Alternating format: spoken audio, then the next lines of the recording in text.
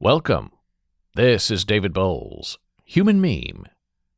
Today's topic: on becoming too resilient. Too often, some of us feel the world is set out against us. And I understand that utter and real concern. We work hard. We can't pay our bills. We study hard. Try as we might, we cannot get a good job. We worship hard. We feel God won't soften up and cut us a break. We do, however, have to be really aware about getting too laid back and too easygoing in hard times. We always need to push back against bad things. We cannot ever allow cruelty to become our norm. No matter how put upon we are, or how much we want to disengage from the mania of living a human life. We value in society resiliency, the pioneer spirit. Get back on the horse when bucked off. Stand back up again if you fall down. Pass the test, even if you fail on the first try. But when we become too resilience-bound, we begin to lose sight of what is important. Some things do not deserve our attention, or even our resiliency. And we need now to fight back, fight them back, fight it all back into the dark cave from which it all emerged.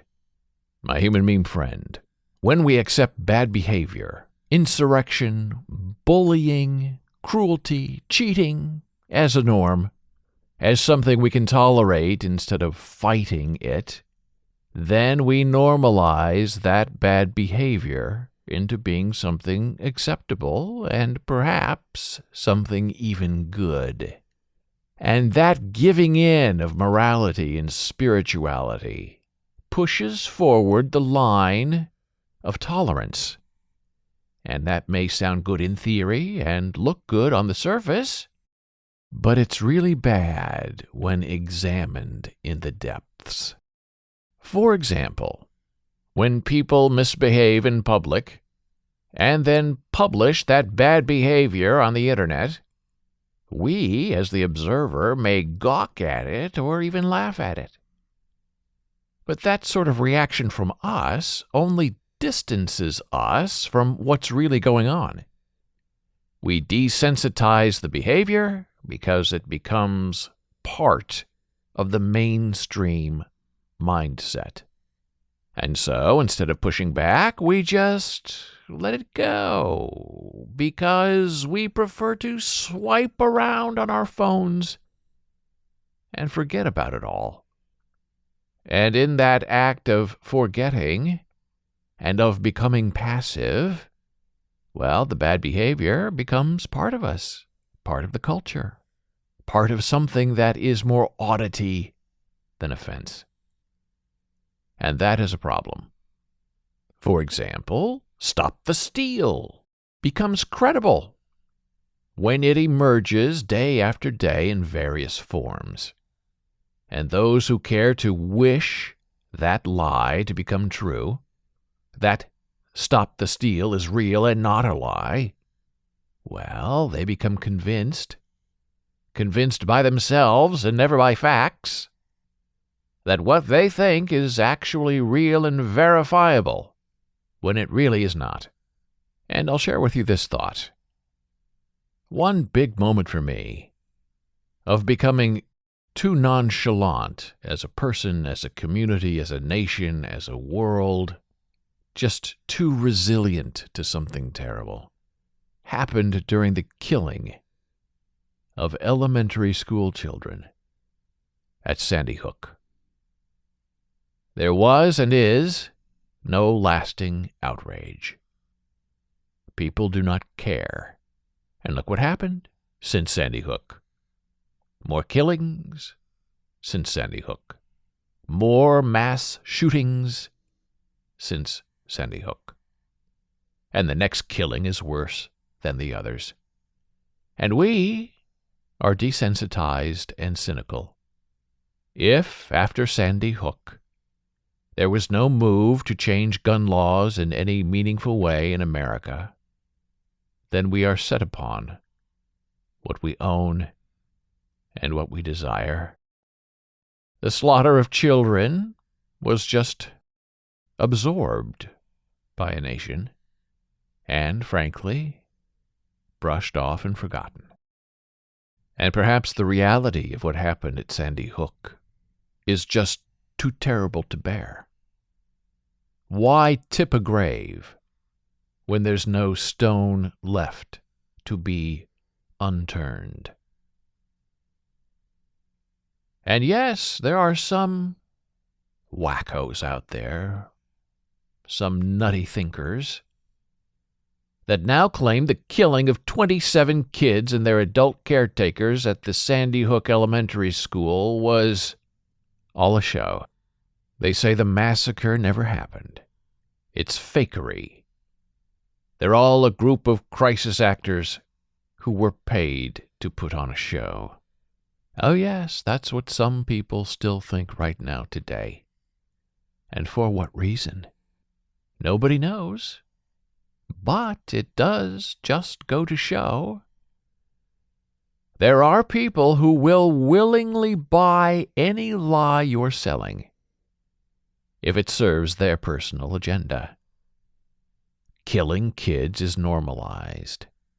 We, the observer, are numb to the unimaginable killing, and we label that comfortable numbness resiliency. And we pack away the horror so we don't have to think about it anymore. And so, my human meme friend, with Stop the Steal and Sandy Hook and all these other nutty lies, we are sorrowfully enlivened to know there will be more of this sort of pushback against the truth, because that's the way the bad people want us to behave. Yes, those bad believers will push us until they are stopped. And I don't see anyone around me anywhere wanting to actually stop them. Because to stop them means we have to stand up, and we have to fight them. Those bad believers will threaten our jobs, take our lives, ruin our families. They want cruelty and repression as the norm. They want that because they think it gives them power and control to keep us quiet and keep us down. And once they steal power, they have made it clear to us right now, before it's even happened, that if we don't go along with them and their evil plans, they will get rid of us or put us in a place where we no longer matter to their agenda. And if you don't think that could ever happen, it's happening right now. And you see that behavior in COVID vaccinations. Those of us who are vaccinated want this whole pandemic to be over. The anti-vaccine people are, if you think about it, the pro-COVID-19 crowd. They want to get infected. They have a death wish for themselves, their family, and humanity. They want the virus to exist. They want the grave.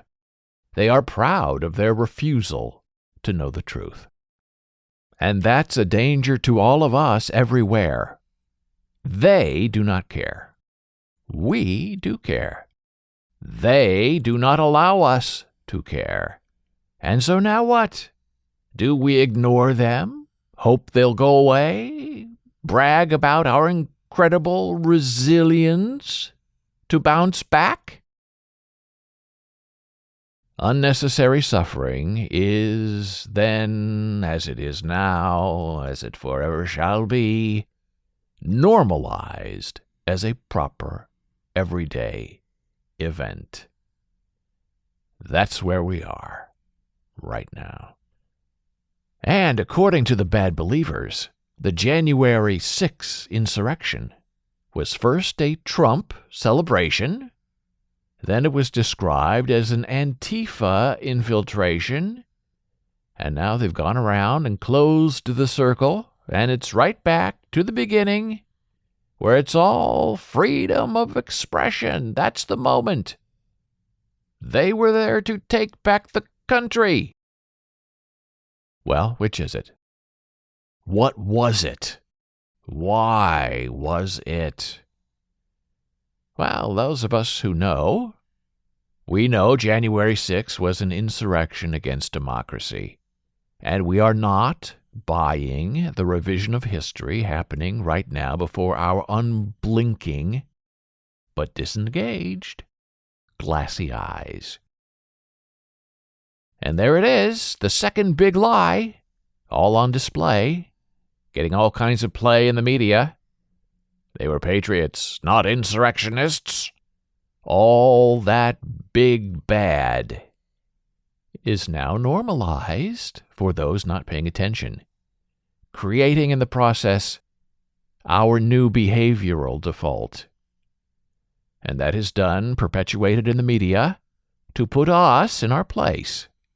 Because nothing is real, nothing can be known, we just make it all up every day. And then the media elite test us to see what sticks and what falls off, so they can rinse and repeat the brainwashing.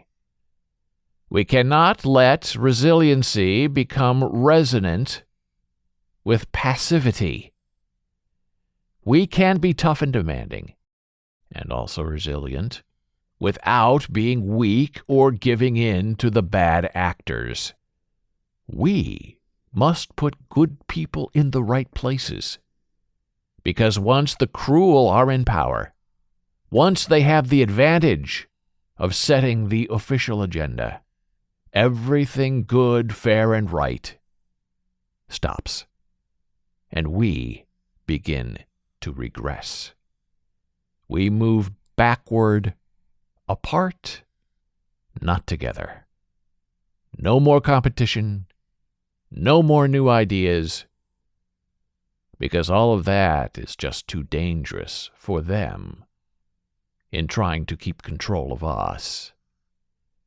Everything gets locked down by them and the bad faith believers to keep them in place, to keep them in a place of power. They are set against us, and suddenly resilience has been replaced by a brittle steeliness that cannot be cracked by those of us who were summarily replaced.